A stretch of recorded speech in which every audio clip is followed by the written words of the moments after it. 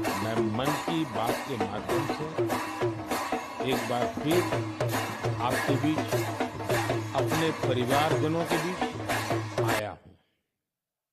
एक बड़ी प्यारी सी उक्ति है, इति विदा पुनर्मिलनाय। इसका अर्थ भी उतना ही प्यारा है। मैं विदा लेता हूं फिर मिलने के लिए। इसी भाव से मैंने फरवरी में आपसे कहा था कि चुनाव नतीजों के बाद फिर मिलूंगा, और आज मन की बात के साथ मैं आपके बीच फिर हाजिर हूं। उम्मीद है आप सब अच्छे होंगे, घर में सबका स्वास्थ्य अच्छा होगा। और अब तो मानसून भी आ गया है, और जब मानसून आता है तो मन भी आनंदित हो जाता है।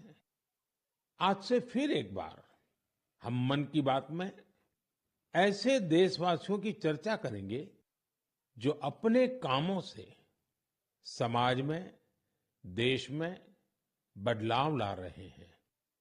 हम चर्चा करेंगे हमारी समृद्ध संस्कृति की, गौरवशाली इतिहास की और विकसित भारत के प्रयास की। साथियों, मैं आज देशवासियों को धन्यवाद भी करता हूं कि उन्होंने हमारे संविधान और देश की लोकतांत्रिक व्यवस्थाओं पर अपना अटूट विश्वास दोहराया है। 24 का चुनाव दुनिया का सबसे बड़ा चुनाव था, जिसमें 65 करोड़ लोगों ने वोट डाले हैं। आज 30 जून का यह दिन बहुत ही महत्वपूर्ण है। इस दिन को हमारे आदिवासी भाई बहन हूल दिवस के रूप में मनाते हैं।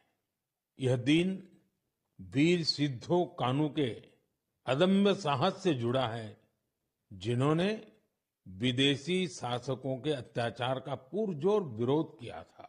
सीधा कानू बोल बुया मनावे 29 जन जहां दिसमरिया मरंग हुलो सांताल हुलका उनको होले रे बुया होले होले। इस वर्ष विश्व पर्यावरण दिवस पर एक विशेष अभियान शुरू किया गया है। इस अभियान का नाम है एक पेड़ मां के नाम। मैंने भी एक पेड़ अपनी मां के नाम लगाया है। मैंने सभी देशवासियों से, दुनिया के सभी देशों के लोगों से ये अपील की है कि अपनी मां के साथ मिलकर या उनके नाम पर एक पेड़ जरूर लगाएं। और मुझे ये देखकर बहुत खुशी है कि मां की स्मृति में या उनके सम्मान में पेड़ लगाने का अभियान तेजी से आगे बढ़ रहा है।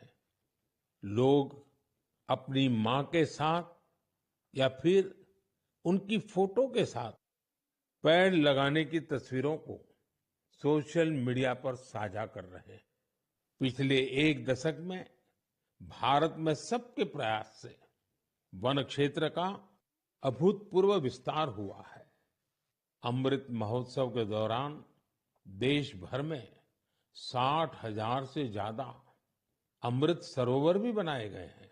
वैसे तो केरला की संस्कृति में छातों का विशेष महत्व है। छाते वहां कई परंपराओं और विधि विधान का अहम हिस्सा होते हैं।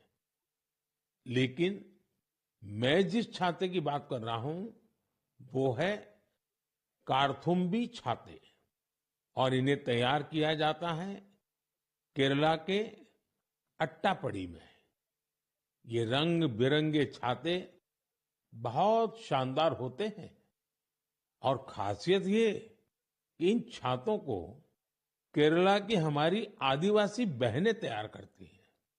आज देश भर में इन छातों की मांग बढ़ रही है। इनकी ऑनलाइन बिक्री भी हो रही है। इन छातों को वट्टालक्की सहकारी कृषि सोसाइटी की देखरेख में बनाया जाता है।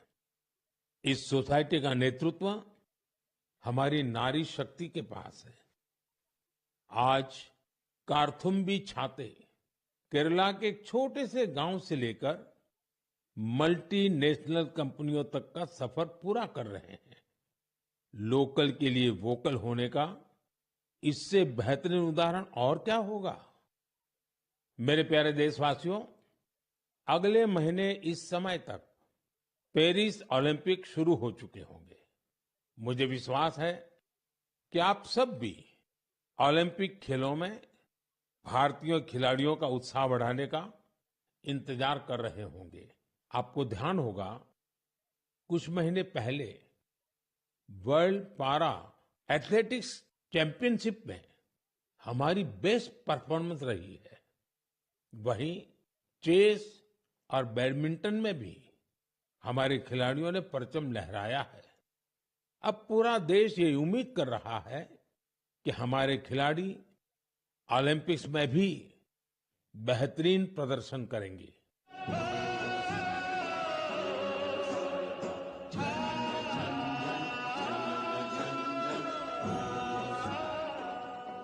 एक ऐसा कार्यक्रम जिसमें हम बात करेंगे कुवैत भारत संबंध के बारे में। इस रेडियो कार्यक्रम को सुनकर आप भी हैरत में पड़ गए ना? तो आइए आपको इसके पीछे की पूरी बात बताते हैं। दरअसल ये कुवैत रेडियो के एक प्रसारण की क्लिप है। अब आप सोचेंगे कि बात हो रही है कुवैत की, तो वहां हिंदी कहां से आ गई? दरअसल कुवैत सरकार ने अपने नेशनल रेडियो पर एक विशेष कार्यक्रम शुरू किया है, और वो भी हिंदी में। कुवैत रेडियो पर हर रविवार को इसका प्रसारण आधे घंटे के लिए किया जाता है। हमारी संस्कृति का जिस तरह गौरवगान हो रहा है, उससे किस भारतीय को खुशी नहीं होगी। अब जैसे तुर्कमेनिस्तान में इस साल मई में वहां के राष्ट्रीय कवि की 300वीं जन्म जयंती मनाई गई। इस अवसर पर तुर्कमेनिस्तान के राष्ट्रपति ने दुनिया के 24 प्रसिद्ध कवियों की प्रतिमाओं का अनावरण किया। इनमें से एक प्रतिमा गुरुदेव रविंद्रनाथ टैगोर जी की भी है। ये गुरुदेव का सम्मान है, भारत का सम्मान है। साथियों, इस महीने पूरी दुनिया ने 10वें योग दिवस को भरपूर उत्साह और उमंग के साथ मनाया है। मैं भी जम्मू कश्मीर के श्रीनगर में आयोजित योग कार्यक्रम में शामिल हुआ था। कश्मीर में युवाओं के साथ साथ बहनों बेटियों ने भी योग दिवस में बढ़ चढ़ करके हिस्सा लिया। सऊदी अरब में पहली बार एक महिला अल हनौफ साद जी ने कॉमन योगा प्रोटोकॉल को लीड किया। ये पहली बार है जब किसी सऊदी महिला ने किसी मेन योगा सेशन को इंस्ट्रक्ट किया हो। अराकू कॉफी आंध्र प्रदेश के अल्लूरी सीताराम राजू जिले में बड़ी मात्रा में पैदा होती है। ये अपने रिच फ्लेवर और अरोमा के लिए जानी जाती है। अराकू कॉफी को नई ऊंचाई देने में गिरिजन कोऑपरेटिव की बहुत बड़ी भूमिका रही है। इसने यहाँ के किसान भाई बहनों को एक साथ लाने का काम किया। पिछले महीने जम्मू कश्मीर ने जो कर दिखाया है, वो देश भर के लोगों के लिए भी एक मिसाल है। यहाँ के पुलवामा से स्नो पीज की पहली खेप लंदन भेजी गई। इस सफलता ने जम्मू कश्मीर के लोगों की समृद्धि के लिए नए द्वार खोले हैं। हमारे देश में ऐसे यूनिक प्रोडक्ट्स की कमी नहीं है। आप ऐसे प्रोडक्ट्स को #माइप्रोडक्ट के साथ जरूर शेयर करें। आज 30 जून को आकाशवाणी का संस्कृत बुलेटिन अपने प्रसारण के 50 साल पूरे कर रहा है। 50 वर्षों से लगातार इस बुलेटिन ने कितने ही लोगों को संस्कृत से जोड़े रखा है। बेंगलुरु में एक पार्क है, कब्बन पार्क। इस पार्क में यहाँ के लोगों ने एक नई परंपरा शुरू की है। यहाँ हफ्ते में एक दिन, हर रविवार, बच्चे, युवा और बुजुर्ग आपस में संस्कृत में बात करते हैं। मैं अगले महीने आपके साथ फिर से जुड़ने की प्रतीक्षा कर रहा हूँ। तब तक आप अपना भी, अपने परिवार का ध्यान रखिए। बहुत बहुत धन्यवाद।